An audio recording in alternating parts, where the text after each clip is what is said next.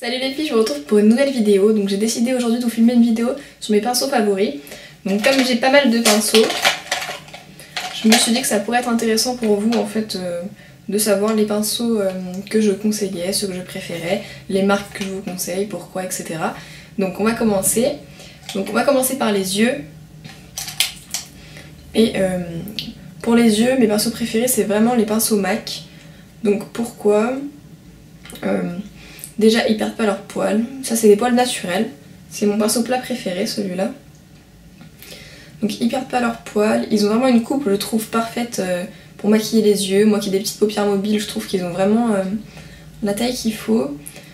Et voilà, vraiment, j'en suis fan. J'ai été déçue d'aucun pinceau pour les yeux. Et c'est vraiment des indispensables pour moi. Donc, mon pinceau plat préféré, c'est celui-ci.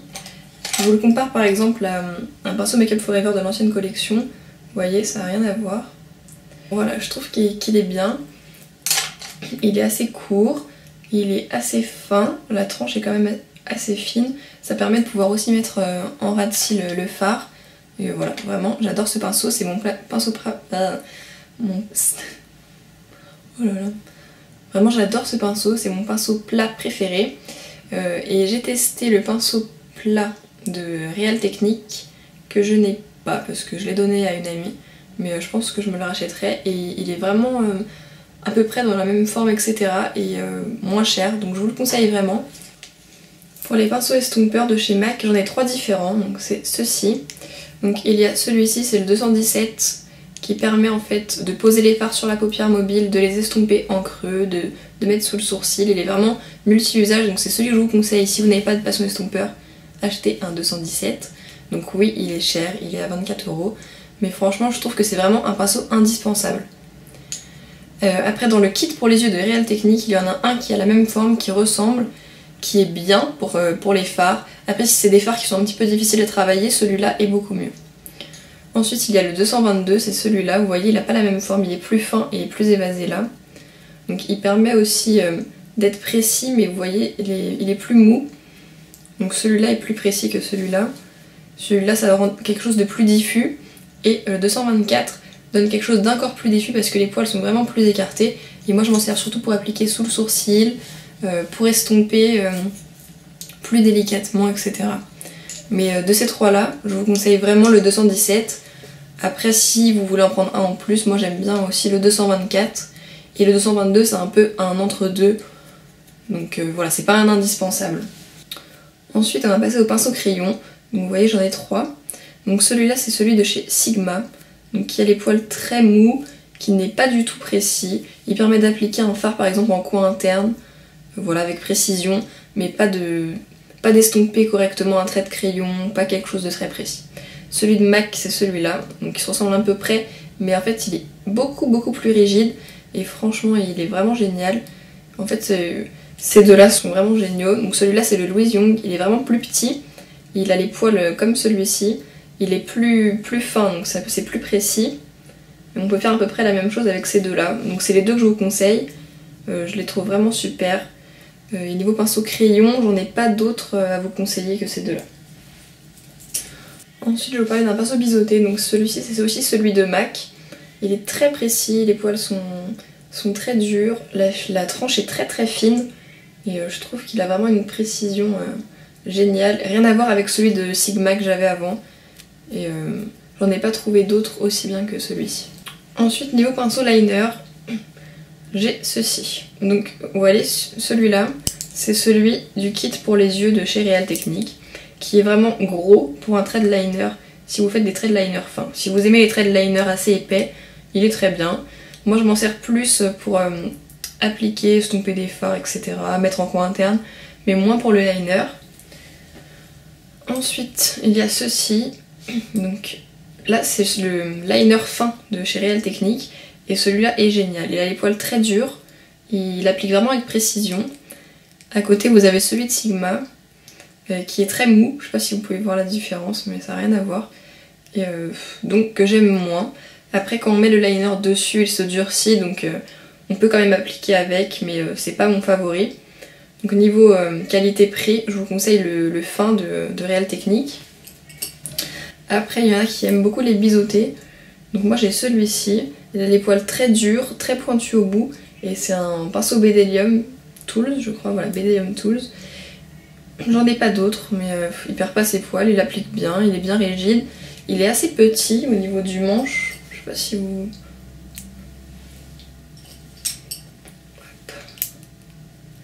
Vous voyez, au niveau du manche c'est le plus court. Donc pour faire un trait de liner et être près du miroir, si vous avez besoin de près du miroir, je pense qu'il peut être pas mal. Donc moi celui-là je l'ai acheté sur le site Love Makeup. Je vous mettrai en lien, j'achète pas mal de produits sur ce site. Et ces pinceaux ont l'air pas mal. Donc j'en ai fini avec les pinceaux pour les yeux. Donc en pinceau lèvres, moi j'ai celui-là de Sigma. Je l'ai depuis longtemps, c'est un qui se ferme comme ça. Et moi je trouve que c'est suffisant pour les lèvres, j'ai pas besoin d'avoir autre chose, donc voilà. Il y a celui-là, chez Real Technique je crois pas qu'il y ait de pinceau lèvres. Je pense que chez Bdellium Tools ou d'autres marques vous pouvez en trouver aussi.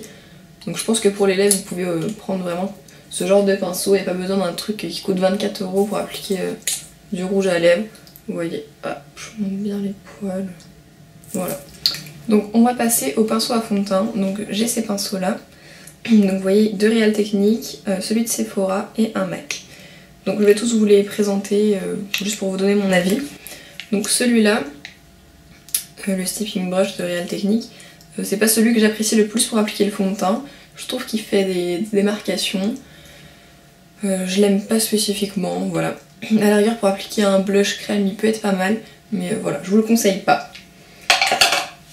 Ensuite, il y a celui-là, donc c'est dans le kit corps de Real Technique, et c'est vraiment mon pinceau préféré pour appliquer le fond de teint. Donc vous voyez, il est assez dur, assez plat, et franchement il est génial.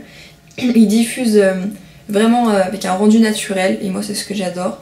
Il est assez doux, et voilà, je l'aime beaucoup. Donc pour comparer, j'avais voulu essayer celui-là de Sephora, qui est beaucoup plus facile à trouver du coup pour nous. Et il est aussi dur, plat. Après au niveau des poils, c'est pas exactement pareil, parce que vous voyez celui-là est plus évasé. Mais il est pas mal si vous n'avez pas envie de commander sur internet. Celui-là se trouve chez Sephora et il peut faire aussi bien l'affaire. Après il absorbe un peu plus de produit, j'ai l'impression, que celui-ci. Et ensuite je m'étais pris celui-là pour le fond de teint. Il est vraiment petit, je sais pas si vous vous rendez compte, il est vraiment petit. Et il est pas mal pour avoir quelque chose de très couvrant, on peut tapoter et ça couvre vraiment beaucoup. Sinon des fois je m'en sers quand je mets du correcteur pour tapoter, pour le fondre avec mon fond de teint. Donc je trouve qu'il a quand même une utilité. Mais si vous cherchez un pinceau pour appliquer le fond de teint, c'est pas celui que je vous conseille. Ensuite il y a ce pinceau de Make Up For Ever. Donc je suis désolée, je lavais tous mes pinceaux hier. Et celui-là apparemment est très long à sécher. Donc je vous l'avais montré dans ma vidéo favori si vous voulez le voir en état normal. Donc c'est les nouveaux pinceaux de Make Up For Ever. Donc j'adore le manche, j'adore sa forme en fait parce qu'il permet une diffusion super des produits parce qu'il est en une forme un petit peu de fusée comme ça.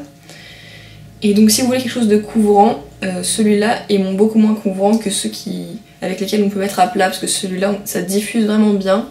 Il est vraiment très agréable, c'est vraiment le plus doux entre tous les pinceaux que je vous ai présentés. Et donc si vous cherchez quelque chose de naturel, vous pouvez prendre ce pinceau.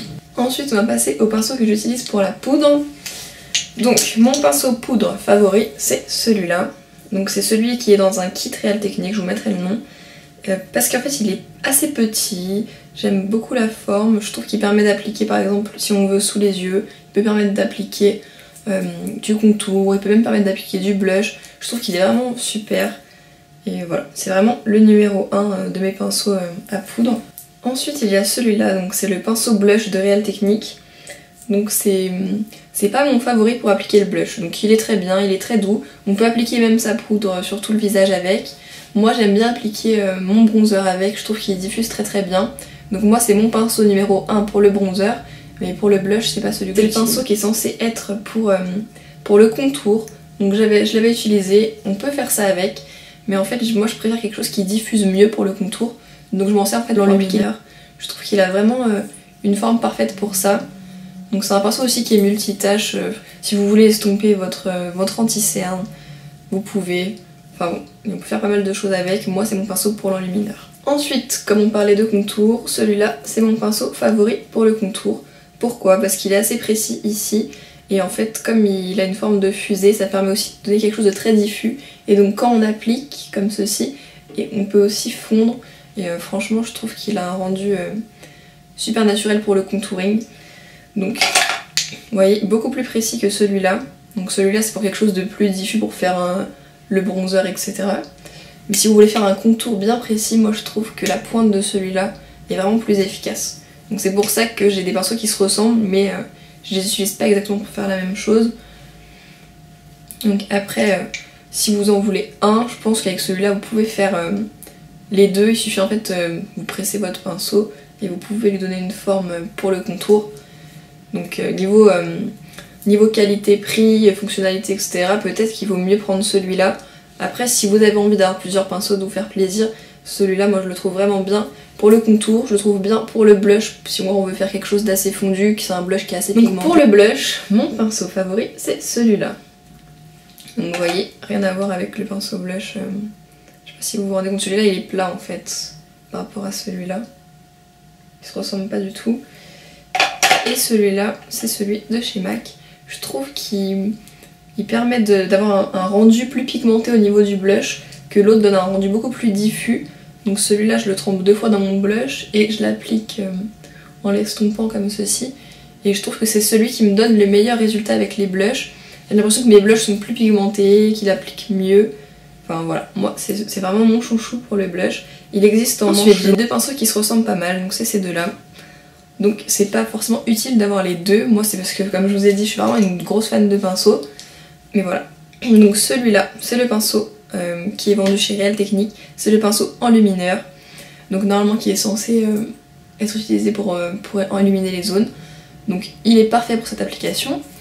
Et moi en fait je l'utilise pour appliquer mon anti-cerne. Je sais pas si vous avez vu dans mes dernières vidéos, je vous avais montré dans mon dernier tuto make-up, je crois le kaki et noir. Ouais. Je vous ai montré comment je faisais, donc je mets mon anti-cerne et ensuite avec ça, je tapote, ça donne un rendu comme au doigt, c'est ça que j'adore. Et après j'estompe. Donc on peut faire la même chose avec celui-là, donc il y a un pinceau de Make Up Forever. Il est beaucoup plus doux, après il est moins plat, il est plus bombé. C'est pour ça que moi je l'utilise en fait pour poudrer mon dessous de l'œil. Mais je pense que vous pouvez faire la même chose avec celui-là. Et celui-là est aussi génial pour poudrer le dessous de l'œil parce que vous voyez il a la forme parfaite. Donc voilà, soit vous pouvez utiliser un autre pinceau pour votre anti-cerne et le poudrer après avec celui-là, soit vous mettez votre anti-cerne avec celui-là et vous le poudrez simplement avec un pinceau de poudre normal. Donc niveau qualité-prix, je vous conseille le Real Technique. Et après, pour celles qui sont vraiment fans de pinceaux, celui-là c'est le pinceau enlumineur de chez Make Up Forever. Il est ultra doux, il est vraiment très beau. Donc voilà, je l'adore. Mais voilà, niveau qualité-prix, c'est celui que je vous conseille, c'est celui-là. Donc voilà, je vous ai présenté la plupart de mes pinceaux. Je vous ai dit pourquoi je les préférais, pourquoi je les aimais moins. Donc ce qu'il faut savoir, c'est que chez MAC, il y a des pinceaux synthétiques, des pinceaux naturels. Les pinceaux naturels perdent quelques poils dans ceux pour le teint. Celui-là par exemple. Oh, celui-là, il perd un poil de temps en temps. C'est pas du tout dérangeant, c'est pas un tas de poils ou des mini morceaux de poils qui se mettent comme les pinceaux Sigma qui perdent beaucoup leurs poils. Mais ils font aussi des pinceaux synthétiques. Et les pinceaux Real Technique et les nouveaux pinceaux de la collection Make Up Forever, donc ceux-là, sont des pinceaux en poils synthétiques. Donc ils ont l'avantage, je trouve, d'être assez multi-usage, de ne pas perdre leurs poils et d'être très doux. Donc vraiment, moi j'adore les pinceaux synthétiques, je suis vraiment fan de ça. Et Real Technique, je trouve qu'ils proposent quand même une gamme de prix qui est super intéressante. Donc je vous conseille vraiment, si vous en avez pas, si ça vous intéresse, de les utiliser. Comme je vous ai dit, il y en a certains que j'aime pas spécifiquement. Il y a des kits qui sont vendus avec d'autres pinceaux à l'intérieur qui sont moins intéressants. Après, si vous n'avez pas beaucoup de pinceaux, vous prenez les kits et vous trouverez une utilité pour les pinceaux. Par exemple, dans un des kits, il y a ce pinceau-là. À la base, je m'en servais pour appliquer mon anti-cerne. Enfin, vous pouvez tous leur trouver une utilité. Franchement, c'est vraiment des pinceaux qui sont multitâches, qui sont super intéressants. Donc voilà, j'espère que la vidéo vous a intéressé, que ça vous a fait découvrir des nouveaux pinceaux, des nouveaux produits. N'hésitez pas à me mettre en commentaire vos pinceaux préférés aussi pour que je puisse découvrir vos pinceaux. Et j'espère que la vidéo vous a plu, je vous fais des gros bisous et je vous dis à très bientôt. Ciao!